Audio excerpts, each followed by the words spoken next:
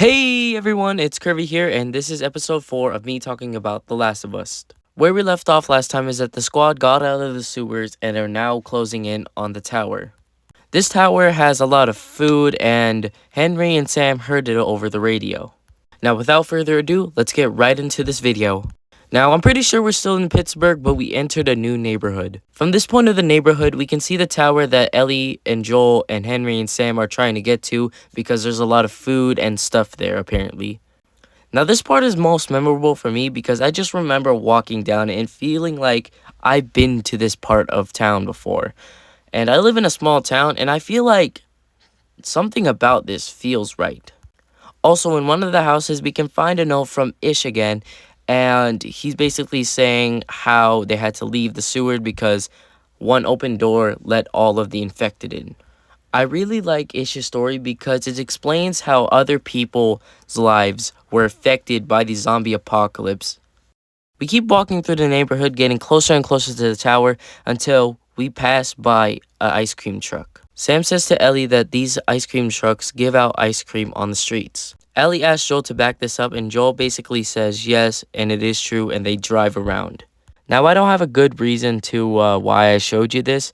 I just felt like Ellie being surprised that an ice cream truck gives out ice cream on the streets is really making me realize, man, this kid never experienced Fortnite. By the way, guys, if you are going to play The Last of Us, please do not rush the story. Pay attention to the little details like this, because Ellie and Sam are playing darts, bro. Even if you're not the person to get emotionally bonded to characters, still do not rush the story. It's a good story. If you're just gonna rush it, then I don't know, man. Your mama. But as we get closer and closer to the tower, the hunters are back, and they have a D1 pro athlete sniper. Word to my mother, this sniper was moving like 2016 LeBron against the Warriors. Now, you might think I'm over-exaggerating. I'm not, bro.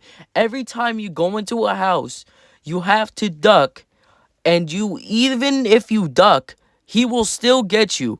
You're going to have a hunter coming at you, and while you're trying to kill them, boom, you get sniped in the head. This is live footage on me having to restart this mission 12 times and crashing out. Once you get to the sniper's location, the sniper will try to jump you, but Joel, being Joel, just easily overtakes him. Like, you cannot beat Joel Miller. The sniper might have been moving like prime LeBron James in 2016, but Joel is moving like 2011 Dirk Nowitzki. This next part is Joel taking down hunters to try to save Sam and Henry and Ellie from getting attacked by them. Now, in this part, you either are a really good sniper or you're really bad at it. I was really bad at it. But the armored truck is back again. This armored truck is the equivalent to Corey Kenshin if he was in The Last of Us. But Joel Gold Miller comes in clutch and takes down the armored truck. Every encounter with this armored truck leading up to this point, it felt like this. But as it starts to get quiet, Sam and Henry get jumped by runners. Now, you have to pick one to save, but they both live in the end, so your choices don't really matter in this case. We find an opening in the fence in the backyard, and we get closer to the tower. We eventually do get to the radio tower, and the squad has a nice, refreshing feast. Joel and Henry bond over about motorcycles and how about Tommy wanted just to ride the country in Harleys. Ellie gets up out of there to go check up on Sam, and Sam is acting strange. Ellie took a canned food and tried to make a conversation out of it, but Sam just took it back. But before Ellie leaves, Ellie puts the toy that Sam wanted on the table. Sam throws the toy down on the ground. Sam pulls up his pants sleeve and it reveals that he's been bit. Ellie wakes up from her cozy sleep and decides to check up on Sam. But as Ellie enters the room, Sam is twitching. Sam attacks Ellie. The infection has spread over and he's now a runner. Joel tries to get for his gun, but Henry shoots his gun out.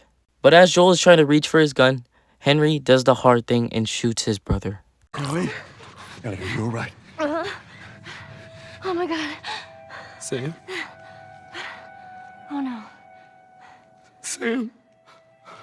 Henry? Henry, stay there. Henry? What have you done? I'm gonna get that gun from you, okay? Oh, okay, easy. It's your fault. This is nobody's fault, Henry. It's all your fault. Henry! Henry, no!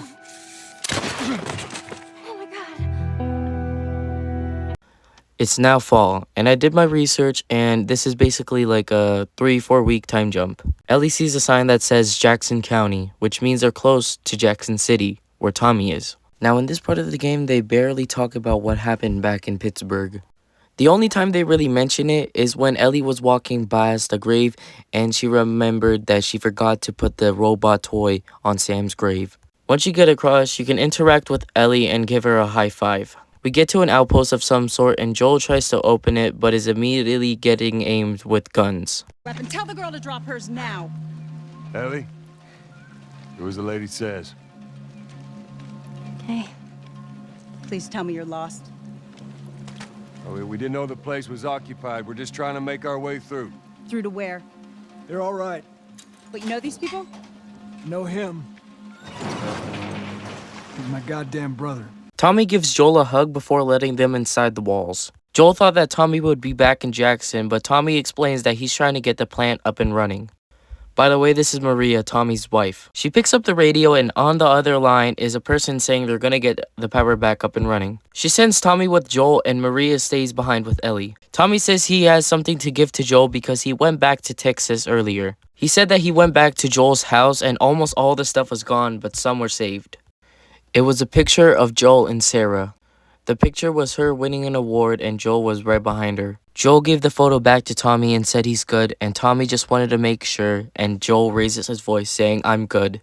It's clear that even all these years later, Joel does not want to keep a photo of Sarah because he doesn't want to be reminded of what he lost. Even though Joel kept the watch that Sarah gave him, the watch is just a smidget of Sarah, and the photo is a direct image of Sarah.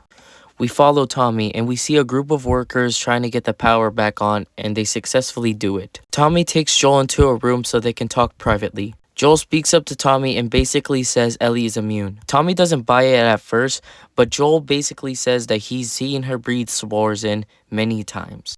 Tommy says he'll bite. Joel tells Tommy that he's basically gonna give Ellie to him so he can collect the whole payment and give her to the Fireflies. Tommy refuses the offer and Joel gets a little heated. In fact, it gets so heated, Joel pushes Tommy. They hear some noise outside and they're being under attack. We fight our way through the bandits and then we get to Maria and Ellie. Now I'm gonna let this next scene play out because this is probably one of my favorite scenes in the whole game. I'm fine. Joel. Oh man, they were coming in from every direction. Then Maria was like, "We gotta run!" And so we dove over these tables, and this huge guy blasted with a shotgun. Slow down. Listen, hey, are you hurt? No. Man, just Ellie explaining all the crazy stuff that happened and Joel's just being a worried father. Tommy tells Maria about Joel's proposal and Ellie asks what's that all about. Ellie asks if that has anything to do with her and Joel says we'll talk about it later. Ellie asks Joel if he found out where the lab was, but Joel just says we'll talk about it later again. Now Joel is kind of ignoring Ellie at this part, so Ellie just decides to dip. After Maria is done talking to Tommy, Tommy finally accepts Joel's proposal. But before that, Maria says to Joel, if anything happens to Tommy, it's on you. But Tommy hears something on his radio and tells to Joel that Ellie has escaped. He says to Joel that Ellie took one of his horses and just dipped. We get on 2 horses and we start to track where Ellie is. By the way, I just gotta ask, how far did Ellie ride? Like, she had to have been going 10 times Mach speed because there's no way she could have gotten to where the destination is without being spotted by bandits. After a few minutes riding, we finally found where Ellie is and she's stationed up in a house with her horse stabled next to it. We finally found where Ellie is and now I'm just gonna let the scene play out. Is this really all they had to worry about? Boys, movies, deciding which shirt goes with which skirt. It's bizarre. Get up. We're leaving. Come on. And if I say no? Do you even realize what your life means? Huh? Running off like that, putting yourself at risk, it's pretty goddamn stupid. Well, I guess we're both disappointed with each other then. What do you want from me? Admit that you wanted to get rid of me the whole time. Tommy knows this area. Oh, better fuck than... that. Well, I'm sorry. I trust him better than I trust myself. Stop with the bullshit. What are you so afraid of? That I'm gonna end up like Sam? I can't get infected. I can take care of myself. How many close calls have we had? Well, we seem to be doing all right so far. And now you'll be doing even better with Tommy. not her, you know. What? Maria told me about Sarah. Ellie? And You are treading on some mighty thin ice here. I'm sorry about your daughter, Joel. But I have lost people too. You have no idea what loss is. Everyone I have cared for has either died or left me. Everyone fucking except for you. So don't tell me that I would be safer with someone else, because the truth is I would just be more scared.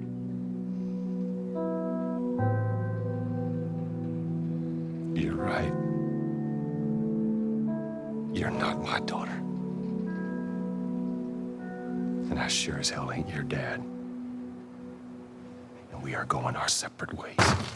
Tommy opens the door and tells Joel to get it together because bandits have tracked them. We clear out all the bandits and the trio gets back on their horses. By the way, this cutscene I really like a lot because it highlights Joel and then Ellie.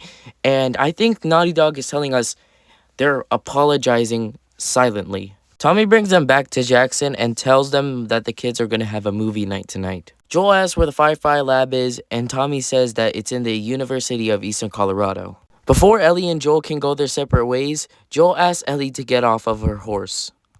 If you thought Joel and Ellie were going to stick together after this scene, you're correct, my friend. They stick together, and Ellie gets on Joel's horse. And that's a wrap for today's video.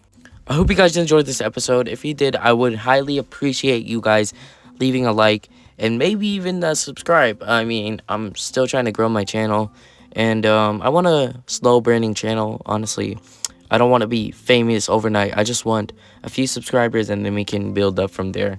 So, yeah, that's it for today's video, and have a blessed day.